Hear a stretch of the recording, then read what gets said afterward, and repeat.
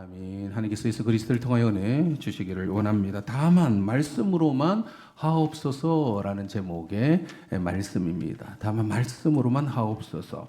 이 말씀, 말이죠. 사람의 말에는 힘이 있다라는 그런 이야기를 이제 종종 하게 됩니다. 그래서 말 한마디에 천냥빚도 갚을 수가 있고, 또 칭찬하는 말은 고래도 춤을 추게 한다라는 말도 있습니다. 여러분, 그 한마디 말로 인하여 사람은 힘을 얻기도 하고, 반대로 그 말 때문에 좌절하기도 하죠. 그 한마디 말은 다른 사람을 살릴 수도 있고, 심지어 다른 사람을 죽일 수도 있는 그 말에 무게감이 있습니다. 그런데 같은 말이라고 해서 다 같은 무게를 지는 것도 아니죠. 누가 그 말을 하였는가에 따라서 말의 무게는 좀 달라집니다. 왜냐하면 말하는 사람의 인격과 그리고 사회적인 지위까지 포함하고 있기 때문에 그 말 누가 했는가에 따라서 무게는 달라지죠. 나보다 높은 사람, 높은 지위에 있는 사람의 말은 힘이 있습니다. 그래서 그 말은 말씀이라 이렇게 칭을 하죠. 그리고 그 말씀에는 권위가 있습니다. 그리고 그 말씀에 나는 순종해야만 하는 것이죠. 여러분, 우리 주변에서 말씀, 권위자의 경험들이 다 가지고 있습니다. 누구의 말씀이라 하면 그렇게 일컫습니까? 부모님의 말씀이죠. 부모님의 말이라 하지 않습니다. 부모님의 말씀이라 일컫습니다. 그냥 말이 아니죠. 따라서 부모님의 말씀에는 순종함이 따라야 되는 것입니다. 특히 자녀가 어릴 적에 이 부모님의 말씀은 절대적인 권위를 가지게 되죠. 만약 부모님의 말씀을 듣지 않는 자녀들을 향하여 뭐라 이야기합니까? 너 나가. 네 마음대로 살아. 뭐 이렇게 이제 쫓아내기도 합니다. 밖에 가서 벌 세우기도 하죠. 또 가정에서 아내의 말씀을 듣는 분도 있습니다. 나이 들수록 아내의 말씀을 잘 들어야 된다라고 그렇게 하시는 분도 있고, 반대로 또 남편의 말의 권위를 또 느끼는 아내도 있습니다. 학교에 가면 선생님의 말씀이 있죠. 그래서 학생은 그 선생님의 말씀에 영향을 받게 됩니다. 당연히 어떤 지식 전달뿐 아니라 그 학생의 진로라든지 그리고 인생에 영향을 끼치는 말씀이 되죠. 여러분 회사 가면 또 누구의 말씀을 들어야 됩니까? 사장님의 말씀을 들어야. 때로는 안이 굽고 속에서 불평이 드러나지만 회사는 사장님의 말씀이 있는 거예요. 그래서 직원은 그 말씀을 따라야만이 회사가 운영이 되는 것이죠. 나는 사장님의 말씀을 듣기 싫어. 그럼 뭐 어떻게 됩니까? 그 회사에서 나와야 하는 것입니다. 한 국가의 최고의 권위는 누구에게 있습니까? 한 국가의 운영의 최고의 권위는 대통령에게 있습니다. 그래서 그 대통령의 한마디 말은 엄청난 무게감을 가지게 되죠. 그의 인격이 어떠하며 그의 말이 어떠한가에 따라서 국민들에게 직접적인 영향을 끼치게 됩니다. 사랑하는 성도 여러분, 여러분은 살아오면서 누구의 말에 가장 큰 권위를 부여하면서 살아가고 있습니까? 나는 지금 누구의 말씀을 듣고 있는가? 우리 신앙은 누구의 말씀을 듣는 것을 신앙이라 하는 거죠? 예수님의 말씀을 듣는 걸 이제 신앙이라 이렇게 합니다. 예수님의 권위와 그 말씀을 듣는 그것이 내 인생에 영향을 끼치더라는 거죠. 오늘도 우리는 이 자리에 예수님의 말씀을 듣고자 이 자리에 찾아온 줄 여러분 믿으시기 바랍니다. 목사의 말을 듣기 위함이 아니라 목사님을 통해서 하나님께서 예수님의 말씀을 나에게 오늘 주실 것이다라는 기대를 가지고 이 자리에 앉아 있는 거죠. 그런데 예수님의 말씀에 우리가 순종하기 위해서는 예수님이 얼마나 큰 권위를 가지고 계시는 분이신가를 먼저 알아야 됩니다. 예수님은 어떤 신분이며 어떤 지위를 가지고 있기에 그에 따르는 권위가 대단한 권위를 가지고 계시는 분이시기에 그래서 우리는 그 말씀에 순종을 하는 거죠. 예수님의 말씀에 내가 순종하고자 하는가? 반대로 예수는 예수고 나는 나다. 아니면 예수의 권위와 말씀에 내가 순종하지 않는가는 결과적으로 엄청난 차이가 있습니다. 오늘 본문에 말씀하고 계십니다. 오늘 본문에 예수님이 얼마만큼 큰 권위를 가지고 계시는지, 또 그분의 말씀이 어떤 영향을 끼치는지를 보여주고 계시는데요. 오늘 백부장이 등장합니다. 5절부터 7절 한번 읽어볼까요? 5절로부터 7절 있습니다. 시작. 예수께서 가버나움에 들어가시니 한 백부장이 나와 간구하여 이르되 주여 내 하인이 중풍병으로 집에 누워 몹시 괴로워 하나이다. 이러시되 내가 가서 고쳐 주리라. 오늘 말씀을 이해하기 위해서는 먼저 이 백부장이 가진 사회적인 지위와 권위가 어떠한지를 먼저 알아야 됩니다. 백부장은 로마 군대의 장교입니다. 백부장은 100명의 군사를 거느릴 수 있는 권한이 있는 사람을 백부장이라 하는데, 당시 로마 제국은 군대를 앞세워서 여러 나라를 정복을 했죠. 속국으로 만들었습니다. 이 유대 지역과 유대인들도 당시에 이 로마 제국의 지배하에 놓여 있었습니다. 그 중심에는 로마 군대가 있었던 것이죠. 따라서 이 백부장, 우리나라 계급으로 하면 100명의 군사를 거느릴 수 있는 것이 한 중대장쯤 됩니다. 중대장. 그러니까 이 100명의 군사를 이끌면서 그 지역의 치안과 질서를 유지하고 있는 그런 사람이었습니다.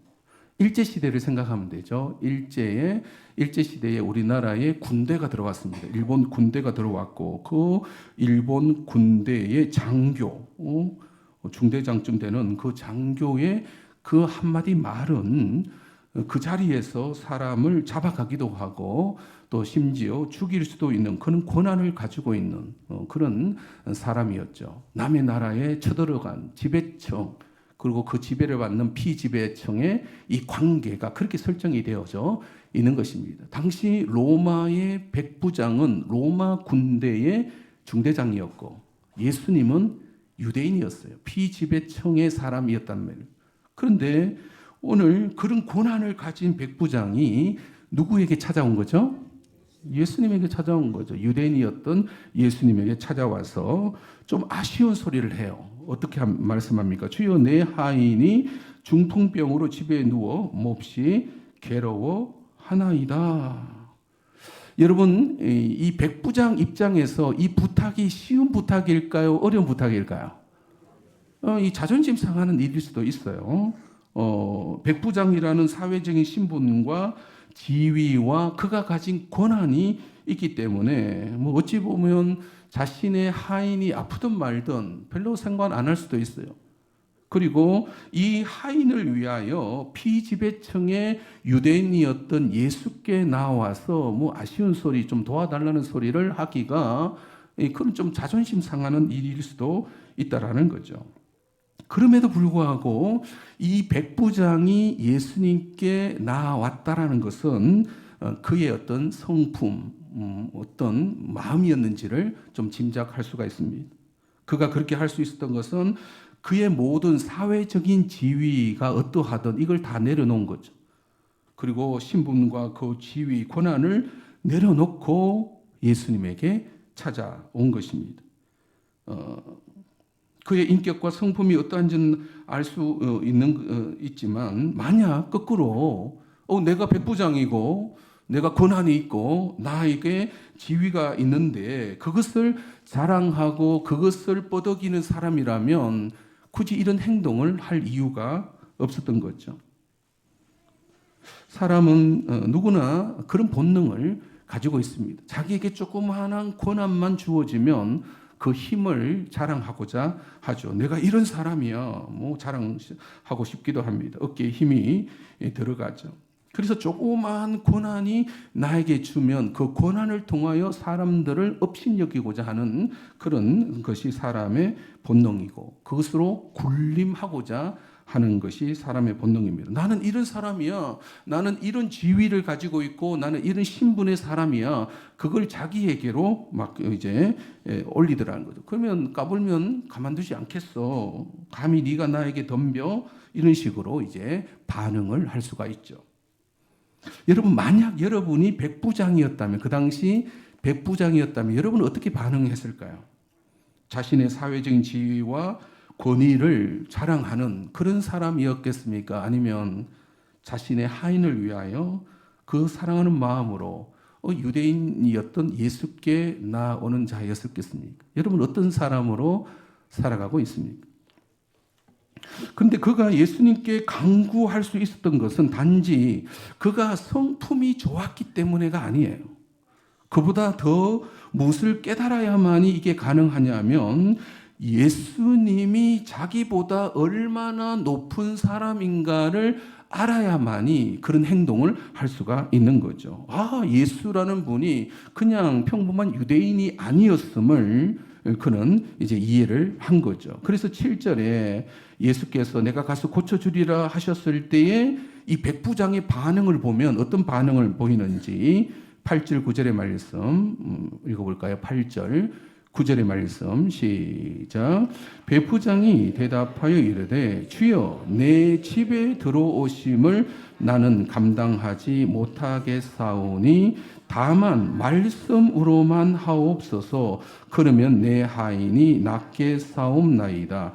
나도 남의 수하에 있는 사람이요 내 아래에도 군사가 있으니 이더러 가라 하면 가고 저더러 오라 하면 오고 내 종더러 이것을 하라 하면 하나이다.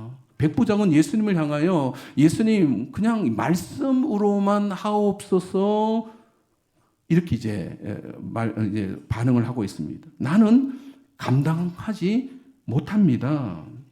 여러분, 예수님이 자신의 집을 방문하는 것을 왜 감당하지 못한다는 표현을 쓰고 있을까요? 혹 집에 청소를 좀 안 했나? 갑작스럽게 손님이 방문하면 좀 거부스러운 그런 것도 있잖아요. 그런데 나는 감당하지 못하겠습니다라는 이 고백은 예수님의 권위가 얼마나 크신 분이신지를 그는 알고 있기 때문에 이렇게 이제 고백하는 것입니다. 그 예수님을 내가 오라 가라 할 수 없습니다.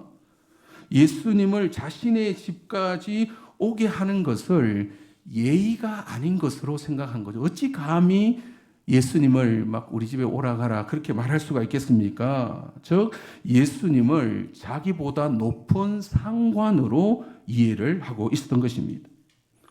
여러분, 백부장은 군인이었기 때문에 여러분 군인의 특징이 뭔가요? 상명 하복이라는 특징을 갖고 있어요. 무슨 뜻입니까? 상명, 위에 사람이 명령하면 하복, 아래 사람이 복종해야 된다, 따라야 된다. 백부장은 중대장 계급쯤 되었기 때문에 자기보다 높은 계급의 사람이 누구인지를 알고 있었던 거죠. 그 대대장이나 연대장의 명령을 따라야 합니다. 그래서 이런 말을 하죠. 나도 남의 수하에 있는 사람입니다. 뿐만 아니라 자신의 계급이 중대장이기 때문에 자기 아래에 100명의 군사들이 있다는 거예요. 그래서 자기가 말만 하면 이더러 가라 하면 가고 저더러 오라 하면 옵니다. 이 말에 권위가 있는 걸 알고 있는 거죠. 군인이기 때문에. 따라서 어찌 제가 나보다 높으신 예수님을 오라 가라 내가 어찌 말하겠습니까? 우리 집까지 어찌 좀 가달라고 어떻게 말하겠습니까? 그만큼 예수님이 자기보다 높으신 분으로 이해를 하고 있는 거죠. 나는 감당할 수 없습니다. 따라서 뭐만 해달라? 다만 말씀으로만 하옵소서. 이렇게 이제 고백을 하고 있는 것입니다. 사랑하는 성도 여러분, 저와 여러분들도 예수님을 어떻게 인식하고 있는지가 중요합니다. 여러분, 예수님이 얼마나 큰 권위가 있는지를 여러분 깨달으시는 사람들이 되시기 바랍니다. 우리가 위대한 교회 할 때 교회는 아무나 가입하는 것이 아니다 했습니다. 이걸 입교라 하는데 교회에 가입할 수 있는 이제 최소한의 조건이 있어요. 어떤 고백을 해야 됩니까? 예수님을 향하여 주는 그리스도시요 살아계신 하나님의 아들이십니다라는 고백을 해야만이 교회에 들어올 수가 있는 것입니다. 즉 예수님이 어떤 분이신지를 이해한 사람만이 교회에 가입할 수가 있는 거죠. 교회에 다닐 수가 있습니다. 주는 그리스도시요 주는 나의 구원자이십니다. 또 주는 하나님의 아들이십니다라는 고백을 해야 합니다. 여러분 이 사실을 믿으시기 바랍니다. 우리가 믿고 따르고자 하는 그 예수님이 얼마만큼 큰 권한을 갖고 계시는 분이신지를 우리는 이해를 해야 된다는 거죠. 최고의 권위자를 지칭할 때 무슨 단어를 쓰냐면 하나님의 아들이시다. 그보다 더 높은 사람이 없는 거예요. 하나님의 아들은 세상의 그 어떤 임금이나 어떤 통치자나 어떤 군인보다도 더 높은 권한과 권세를 가지고 계시는 분이십니다. 그 예수님을 우리는 받아들인 거예요. 따라합시다. 나는 예수님을 믿습니다. 그 예수님이 어떤 분이시라고요? 하나님의 아들 되십니다. 그러한 권한을 가지고 계시는 분이십니다. 그래서 예수님의 이 권세는 부모의 권위보다 높은 권위를 가지고 계십니다. 예수님의 권위는 남편의 권위나 아내의 권위보다 더 높은 권위를 가지고 계십니다. 더 높으신 분이십니다. 예수님의 이 권위는 선생님이 가지고 있는 아니면 사장님이 가지고 있는 아니면 마을의 이장이나 면장이나 군수나 장관이나 대통령이 갖고 있는 권위보다도 누가 더 높으신 분이시다? 예수님, 우리가 믿는 예수님이 더 높으신 분이신 것입니다. 따라서 우리는 예수님이 가장 높으신 분이시고 높은 신분에 거하시는 분이십니다라는 고백을 다 함께 한 거예요. 따라합시다. 나는 예수님을 믿습니다. 그 예수님이 얼마나 큰 높은 권세를 가지고 계시는 분이신지를 우리는 인정한 사람으로서 교회에 가입하고 입교를 한 것입니다. 그렇다면 우리는 누구의 말씀에 순종을 해야 할까요? 당연히 예수님의 말씀에 우리는 순종을 해야 하는 것입니다. 사랑하는 성도 여러분, 교회에 온 것은 예수님의 권위를 인정했기 때문이고, 따라서 우리는 반드시 예수님의 말씀을 따라 순종하고자 하는 마음이 있어야 함을 여러분 믿으시기 바랍니다. 권위자에 대한 순종은 반드시 따르게 됩니다. 그런데 만약 따르지 않으면 어떻게 되는가? 그 다음 구절에 나와요. 10절로부터 13절 한번 읽어볼까요? 순종과 불순종에 따라서 어떤 차이가 있는가? 10절과 10절에서부터 13절 시작. 예수께서 들으시고 놀랍게 여겨 따르는 자들에게 이르시되 내가 진실로 너희에게 이르노니 이스라엘 중 아무에게서도 이만한 믿음을 보지 못하였노라. 또 너희에게 이르노니 동서로부터 많은 사람이 이르러 아브라함과 이삭과 야곱과 함께 천국에 앉으려니와 그 나라의 본 자손들은 바깥 어두운 데 쫓겨나 거기서 울며 이를 갈게 되리라. 예수께서 백부장에게 이르시되 가라 내 믿은 대로 될지어다 하시니 그 즉시 하인이 나으니라. 예수님은 예수님의 권위를 인정하고 있는 이 백부장에게 어떤 칭찬을 하셨냐면 이스라엘 중에 아무에게서도 이만한 믿음을 보지 못하였노라라고 칭찬하고 계십니다. 따라서 여러분 이만한 믿음, 그럼 믿음은 뭐예요 여러분? 믿음. 이 믿음은 첫째 예수님이 누구이신지 예수님의 권위가 인정되는 예수님이 어떤 분이신지를 인정하고 둘째가 뭡니까? 그의 말씀에 순종하고자 하는 것이 믿음이다라고 말할 수가 있는 거죠. 여러분 자녀가 부모를 믿잖아요. 그 뜻은 무슨 뜻입니까? 부모라는 권위가 있고 그 말씀에 따르는 것을 이제 자녀가 부모를 믿는다 이런 표현을 씁니다. 여러분 아내나 또 남편이 그 배우자를 믿는 것은 뭡니까? 그 말을 이해하고 따르고자 하기 때문에 믿는다라는 표현을 씁니다. 이 믿는다라는 것은 상대가 있고 그 상대의 권위와 그 말씀에 대한 순종함인 것이죠. 그런데 서로 안 믿으면 너는 너 해, 나는 나 할 거라 이렇게 된다라는 거죠. 여러분, 예수님께서 칭찬하신 이 믿음이라는 것을 우리는 분명히 이해를 합니다. 이야, 저 사람 믿음 좋아. 그러면 자, 믿음이라 했을 때 뭐 첫째는 누구를 인식해야 된다? 예수님이 어떤 분이신지를 이해하고, 둘째, 그 말씀에 순종하고자 하는 마음을 믿음이다라고 정의를 내릴 수가 있습니다. 여러분, 이러한 순종하는 사람에게 약속된 것이 뭡니까? 11절 뭐라고 약속하고 있습니까? 아브라함과 이삭과 야곱과 함께 천국에 앉아 있을 것이다. 예수님의 권위와 그 말씀에 순종하고자 할 때에 약속된 것이 뭡니까?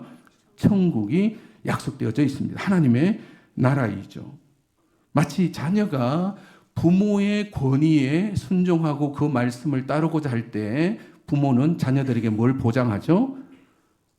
보호하고 또 양육하고 지원하고 교육시킵니다. 그런데 이 자녀가 부모의 말을 안 들을 때 여러분 뭘 했습니까?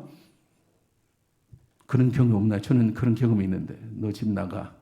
문 닫아버린. 네 마음대로 살아. 그러니까 부모의 권위를 따르지 않으면 단절이 일어납니다. 여러분 회사에 갔는데 사장님의 권위를 안 따르면 그 회사에 다닐 수 있어요? 없어요? 없다라는 거예요. 거기서 쫓겨나게 마련인 것입니다. 여러분 예수님의 말씀에 순종하는 사람에게만이 그 보호하심과 돌보심을 받게 됩니다. 그것이 하나님의 나라인 거예요. 우리도 지금 그 돌보심 안에 있고 또 장차 완성될 하나님의 나라가 보장이 되는 것입니다. 그런데 순종하지 않는 사람은 12절이죠. 12절 같이 한번 읽어볼까요? 다시 시작. 그 나라의 본 자손들은 바깥 어두운 데 쫓겨나 거기서 울며 이를 갈게 되리라. 이 본 자손들이라는 것은 유대인을 뜻합니다. 유대인들 구약의 많은 이야기들 속에 결국은 예수님을 거부했죠. 그러니까 예수님의 권위를 인정하지 않고 그 말씀에 순종하지 않으니까 쫓겨나 이를 갈게 되리라. 이 표현은 지옥을 뜻할 때 항상 이 표현을 씁니다. 지옥에 떨어지리라. 거기서 이를 갈며 슬피 울며 이를 갈게 될 것이다. 그런데 그때 후회해봐야 소용이 없다라는 것입니다. 여러분 부모가 언제 화납니까? 자식들이 부모의 말씀에 순종하지 않을 때인 거죠. 여러분 권위자에게 순종하지 않으면 결국은 함께 할 수가 없습니다. 그게 학교 생활이고 사회 생활이고 뭐 지역에도 마찬가지. 또 나라의 권위를 우리가 인정하지 않으면 결국 감옥에 가야 하는 거죠. 사랑하는 성도 여러분, 우리가 오늘 교회에 나온 이유가 뭔가? 여러분 누구 때문에 나왔습니까? 누구의 권위 아래에서 내가 살고 싶습니다라고 고백을 하고 있기 때문에 그렇습니까? 바로 우리는 예수님의 권위를 인정하기 때문에 교회에 나온 줄 여러분 믿으시기 바랍니다. 그 예수님의 권위를 이해했기 때문에 우리는 이 자리에 앉아 있는 거예요. 여러분 목사 때문에 나온가요? 그렇지 않잖아요.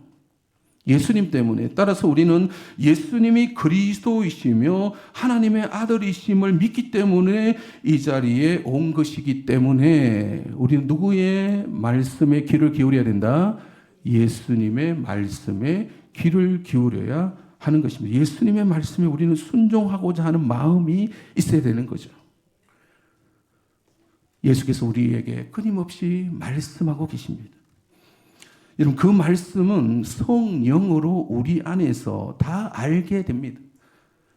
특히 말씀을 들을 때 예수님께서 이렇게 말씀하고 계시는구나. 때로는 내가 두려움에 사여 있으면 예수님의 말씀은 우리에게 분명히 두려워하지 말라라고 그렇게 말씀하십니다. 내가 너와 함께 할 것이다.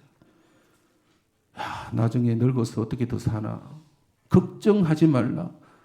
그렇게 말씀하고 계시는 거죠.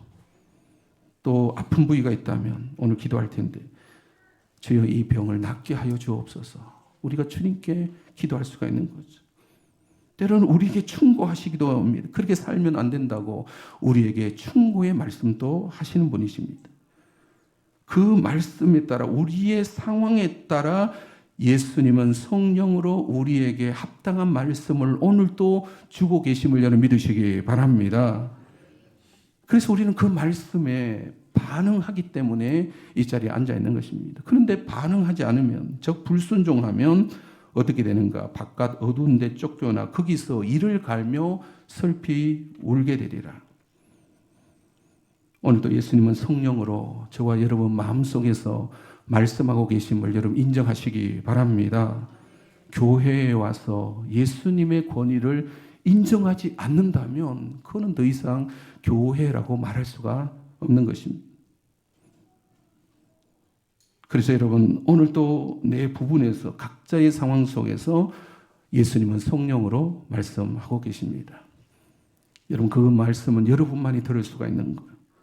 아무리 목회자가 앞에서 이렇게 전달한다 하더라도 결국은 성령께서 여러분의 마음과 생각 속에서 뭔가를 지금 말씀하고 계시는 분이십니다. 여러분 그 말씀이 지금 생각나게 하시면 아픈 사람은 아픈 곳에 손 얹으시고 마음이 상한 자는 그 마음에 손 얹으시고 또 경제적으로 해결해야 될 어떤 부분이 있다면 예수님 말씀으로만으로도 충분합니다라고 그렇게 말할 수가 있는 것입니다. 여러분 예수님의 권위에 내가 순종하겠습니다가 먼저 따라야 됩니다. 예수님의 권위와 그 말씀에 내가 살겠습니다. 순종하며 살겠습니다. 주여 말씀만 하옵소서라고. 주여 나에게 말씀만 하옵소서. 그러면 내 하인이 낫겠나이다라고. 그것은 권위에 대한 순종함의 결과물이라는 사실을 우리는 기억해야 할 것입니다. 예수님의 권위와 그 말씀에 내가 순종하겠습니다가 먼저이고 그것을 깨달아 알았다면 예수님께서 가라 내 믿음대로 될지어다라고 말씀하고 계십니다. 남은 인생 예수님의 권위를 인식하시고 그 말씀에 순종하며 살아가시는 저와 여러분이 되시기를 주님의 이름으로 축원드립니다. 우리 이 찬양하고 기도하겠습니다. 이 찬양이 나 주님의 기쁨 되기 원합니다라고. 지금 내 안에 성령께서 어떤 말씀을 하실 때에 그 말씀을 분별하게 하시고 그것이 주님께 기쁨이 되게 하여 주옵소서. 나 주님의 기쁨 되기 원합니다. 나 주님의 기쁨 되기 원하네. 내 마음을 새롭게 하소서. 새 부대가 되게 하여 주사. 주님의 빛 비추게 하소서. 나 주님의 기쁨 되기 원합니다. 나 주님의 기쁨 되기 원하네. 내 마음을 새롭게 하소서. 새 부대가 되게 하여 주사. 주님의 빛 비추게 하소서. 내가 원하는 한 가지 주님의 기쁨이 되는 것. 내가 원하는 한 가지 주님의 기쁨이 되는 것. 겸손히 내 마음 드립니다. 겸손히 내 마음 드립니다. 나의 모든 것을 나의 모든 것 받으소서. 나의 마음 깨끗게 씻어주사. 주의 길로 행하게 하소서. 내가 원하는 한 가지 주님의 기쁨이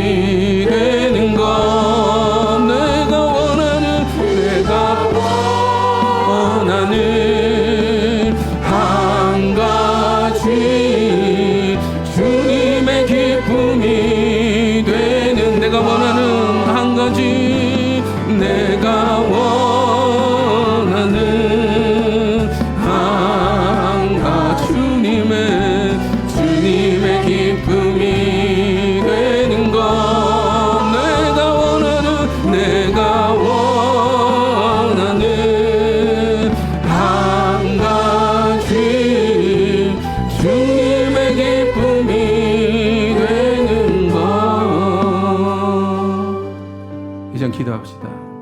예수님의 권위를 내가 인정하고 있는지를, 예수님을 의식하며 살아가고 있는지, 아니면 내 마음대로 살아가고 있는지. 나를 통제하고 나에게 말씀하실 수 있는 분은 어릴 적에는 부모님이 계셔서 내 마음대로 할 수 없었던 거죠. 학교 다니면 선생님의 권위가 있기 때문에 어떤 함부로 질서를 어길 수는 없는 것입니다. 모두가 권위 때문에 이루어지는 일들이죠. 근데 이제는 부모님도 안 계시고 또 선생님도 안 계시고 누가 나에게 뭐라 할 사람이 없다. 그럼 나는 내 마음대로 살면 되는가? 우리는 예수님 믿는 사람들입니다. 예수님은 수시로 우리에게 말씀하고 계십니다. 성령으로 우리 안에서, 특히 말씀을 들을 때, 말씀을 읽을 때, 기도할 때 우리에게 찾아오시고 계속 말씀하고 계시는 거예요. 그 말씀에 주여 나는 순종하겠습니다의 고백이 먼저 있어야 됩니다. 주여 그 권위를 느끼겠습니다. 그러면 무엇이든지 구하라. 네 믿음대로 될지어다라고 말씀하고 계시는 거죠. 그 예수님의 권위가 느껴진다면 예수님 말씀으로만 하옵소서. 아픈 부위가 있다면 주여 말씀으로만 하옵소서. 예수님은 하실 수 있습니다. 내 마음이 상한 분야는 있으면 주여 말씀으로만 하옵소서. 어떤 걱정과 두려움이 있다면 예수님 말씀으로만 하옵소서라고 성령이 내 안에 찾아와 주소서. 경제적 어려움이 뭔가가 막혀 있다면 예수님 말씀으로만 하옵소서라고 예수님의 권위를 먼저 느끼는 것이 중요하고 그 권위 아래에 내가 있습니다. 내가 보호함을 받겠습니다. 예수님의 그 권위 아래에서 내가 살겠습니다. 그러면 내 믿음대로 될지어다라고 말씀하십니다. 주여 그렇게 살게 하여 주옵소서. 같이 여러분 각자에게 주시는 말씀으로 기도하며 나아가겠습니다.